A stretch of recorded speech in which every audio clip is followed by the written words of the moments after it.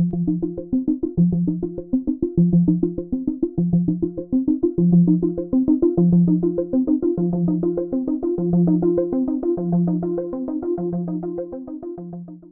et bienvenue au Festival Vegan de Montréal 2021 présenté par le groupe Christian Ventura. Mon nom est Alexandra, je suis une artiste végane basée à Montréal, puis ça me fait plaisir d'animer les démos puis les conférences cette année. La prochaine vidéo mettra en vedette Alexis, aussi connu sous le nom de Chef Elix. Il a 13 ans, puis depuis tout petit, il est passionné de cuisine. Ça lui permet d'être créatif puis de réinventer sans cesse de nouvelles recettes qu'il aime partager avec sa famille et ses amis.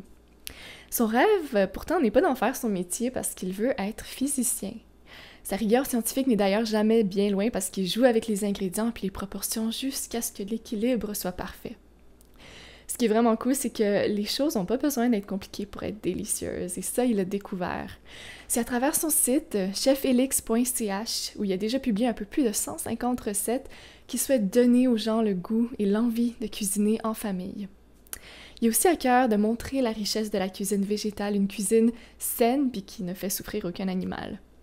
Il aimerait enfin tordre le cou aux préjugés qui seraient que pour cuisiner végétal, il faudrait toutes sortes d'ingrédients bizarres, impossibles à trouver, puis qu'on doit vite en avoir marre de manger tout le temps la même chose, tu sais, des graines, du tofu, genre fade, des légumes. En fait, c'est tout le contraire. La cuisine végétale est très facile à réaliser, puis elle offre une incroyable palette de goûts, de textures et de couleurs pour des repas savoureux et équilibrés. La preuve, allez voir ces recettes. Bon visionnement!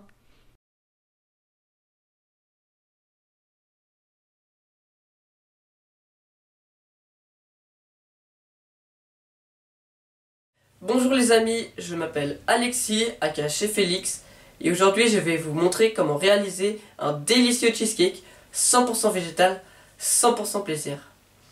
C'est parti! On va procéder en deux étapes.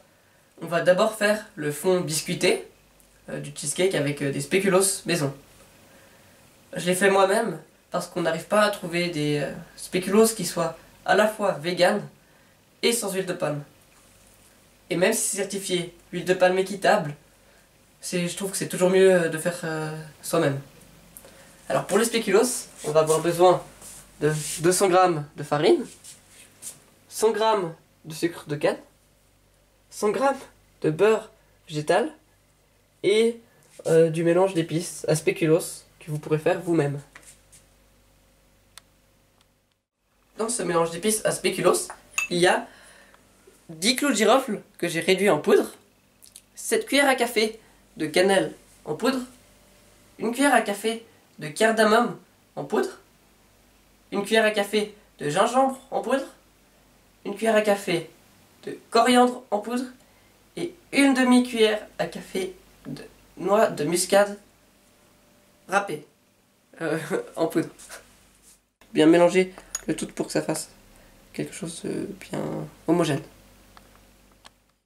Une fois que les spéculoos seront faits, on va les mélanger avec de l'huile de coco et un petit peu de sel.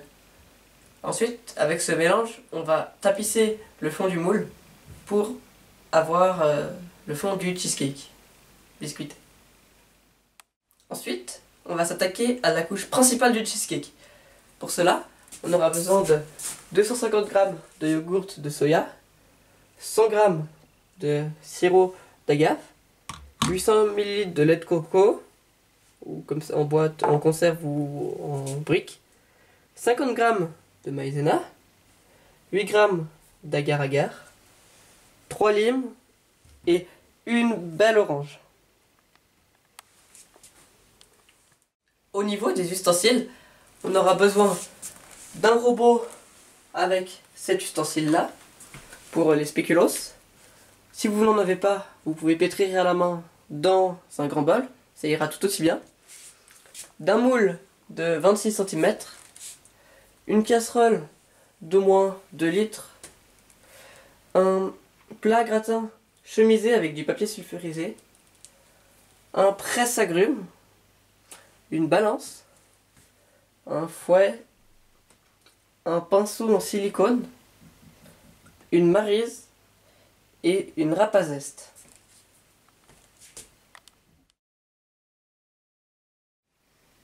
Avant de commencer, on va faire préchauffer le four à 180 degrés Celsius, 180, et on va y mettre quelques instants le beurre pour le faire fondre, le ramollir. On passe maintenant à la préparation des spéculoos. Au fond du bol, j'ai mis le beurre végétal ramolli. Il n'y a pas besoin qu'il soit complètement fondu, il faut juste qu'il soit assez ramolli pour être travaillé. J'ajoute 200 g de farine blanche. « 100 g de sucre de canne.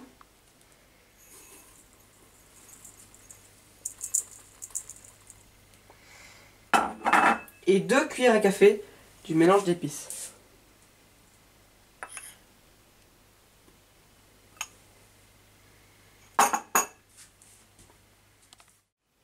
On va maintenant travailler la pâte.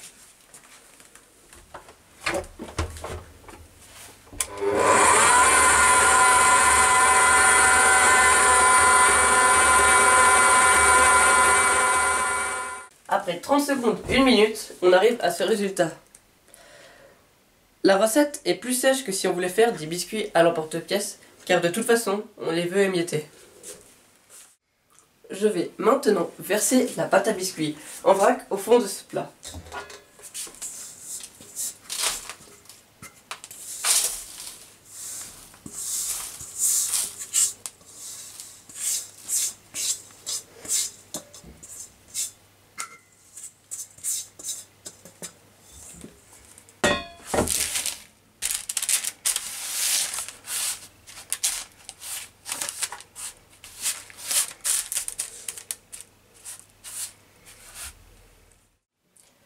Je vais maintenant l'enfourner pendant 15 minutes à, je vous le rappelle, 180 ou 180 degrés Celsius. Après un quart d'heure au four, j'ai sorti les spéculoos et je les ai mis dans un saladier pour qu'ils refroidissent à l'air libre. J'ai profité du reste de chaleur du four pour faire fondre l'huile de coco. Elle fond à environ 30 degrés. C'est pour ça qu'en été, vous la trouverez parfois liquide dans votre bocal. Je vais maintenant verser l'huile de coco sur le biscuit.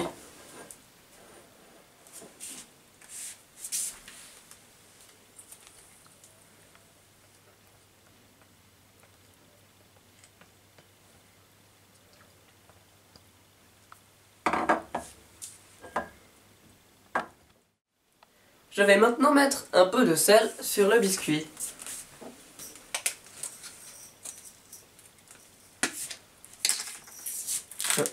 2, 3, 4. Voilà. Il faut pas en mettre trop parce que sinon c'est pas... ce sera trop salé, ce sera pas bon. Je vais maintenant mélanger ou touiller, comme on dit chez nous en Suisse, le mélange avec une fourchette. Vous pouvez très bien le faire ici avec les mains, ça reviendra à la même chose. Il faut vraiment bien touiller ou mélanger jusqu'à ce que ce soit une pâte bien homogène.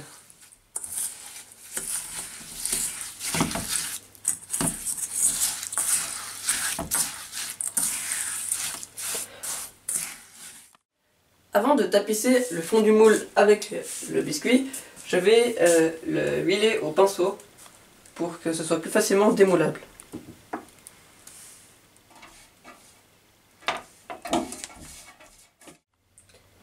J'ai donc utilisé un peu d'huile d'olive.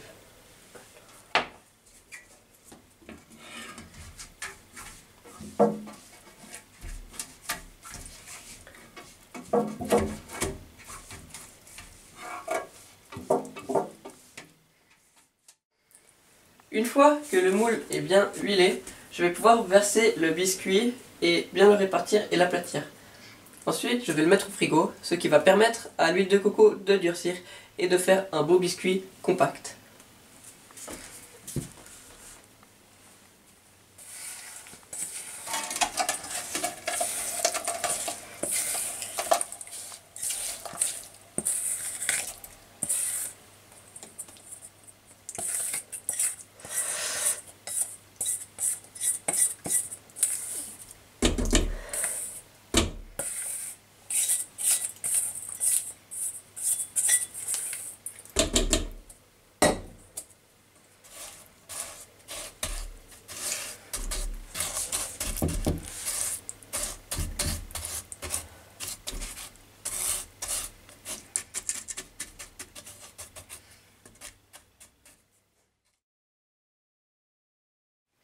Maintenant que le biscuit est durci au frigo, nous allons pouvoir nous occuper de la partie principale du cheesecake. Pour cela, je vais commencer par mettre le lait de coco. Qu'il soit en conserve ou en berlingot, le solide se sépare très facilement du liquide. C'est pour cela que je vais bien les agiter avant de les utiliser.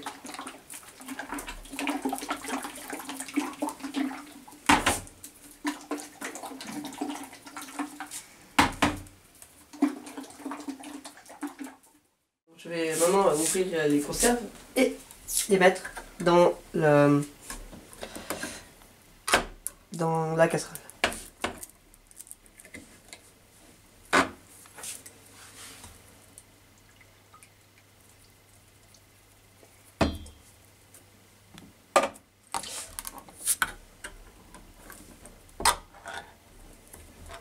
Là vous pouvez voir que c'est bien homogène parce qu'on a bien secoué avant et que le solide se sépare pas du liquide.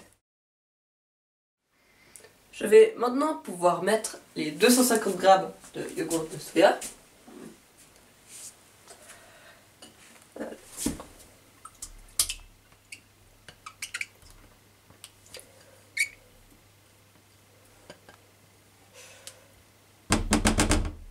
Voilà. Et les 50 g de maïzena.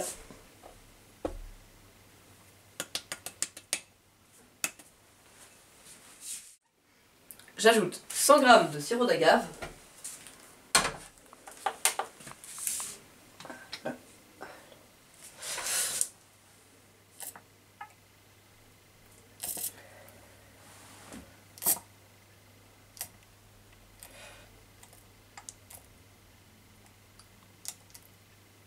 Voilà. Et 8 g d'agar-agar.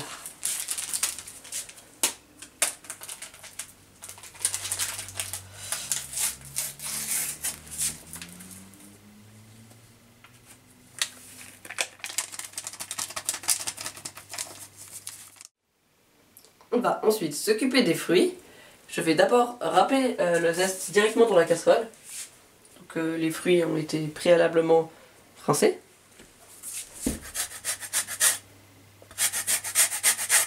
Je râpe que les parties qui sont jolies.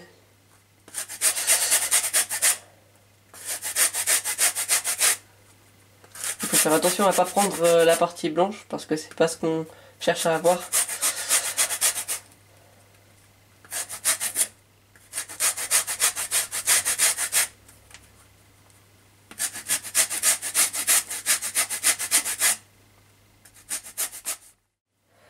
Maintenant je passe à la lime, à râper la lime.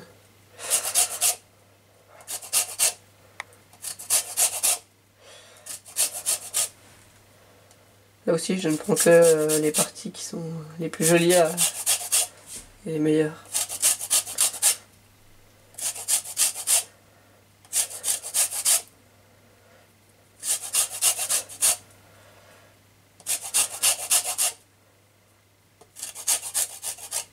Là aussi il faut faire attention à ne pas prendre le blanc parce que ça c'est pas du zeste, c'est pas ce qu'il faut prendre parce que c'est pas bon.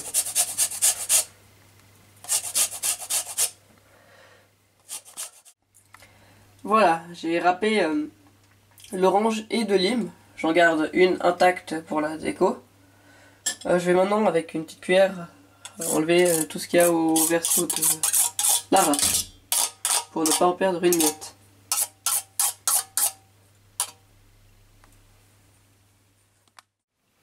Je vais maintenant presser 2 limes et une partie de l'orange. Je vais garder une partie pour en faire des tranches pour la déco.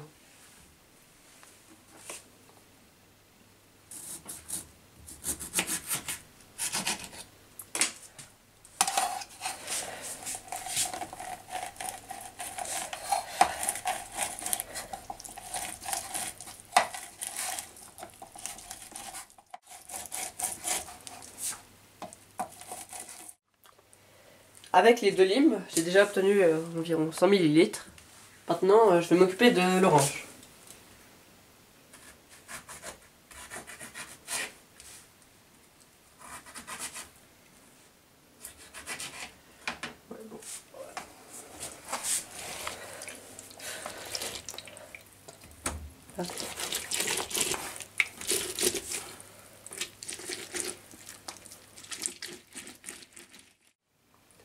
Voilà, on a obtenu environ 200 ml de jus que je vais maintenant verser dans la casserole.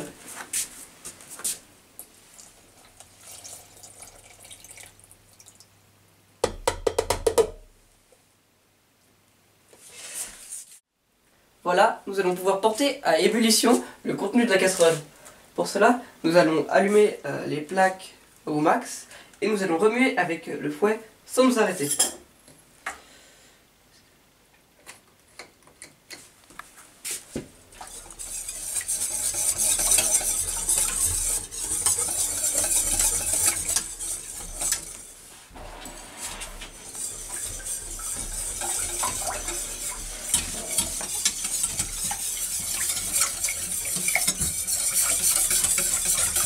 Alors, moi j'aime bien remuer un peu dans un sens puis après dans l'autre, comme ça change, voilà. C'est bien important de remuer vraiment sans s'arrêter, sinon ça attache puis c'est pas du tout ce qu'on veut. Il faut quand même plusieurs minutes pour que ça commence à s'épaissir grâce à la maïzena. Mine de rien, il faut quand même un peu d'huile de coude parce que c'est quand même assez fatigant. Quand on voit que ça commence à faire des grosses bulles, donc que ça boue, il faut compter jusqu'à 120 pour que l'agar-agar ait le temps de libérer son pouvoir gélifiant. Alors attention, son pouvoir il se libérera simplement quand ça refroidira, donc ce sera pas directement. Donc c'est pour ça qu'on laisse, c'est pas mal au frigo. Voilà, ça fait 2 minutes que ça bout, c'est devenu très épais. Je vais pouvoir l'enlever du feu.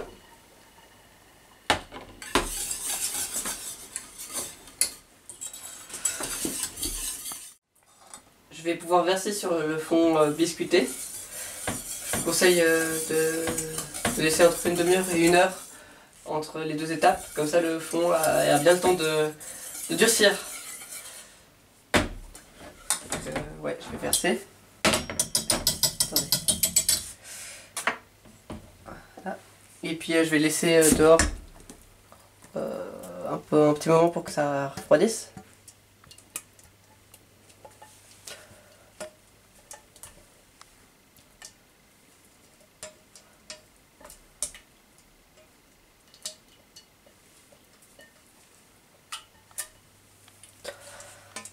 Voilà.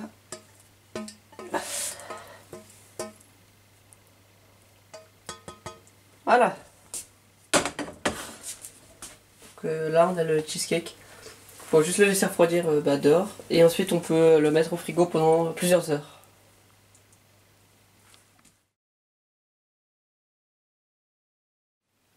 Après plusieurs heures au frigo, je vous présente le résultat.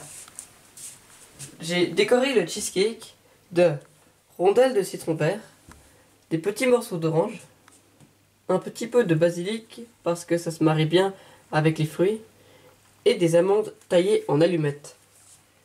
Il n'est pas parfait, mais il est fait avec amour. Bon appétit les amis, et à bientôt sur mon site chefelix.ch.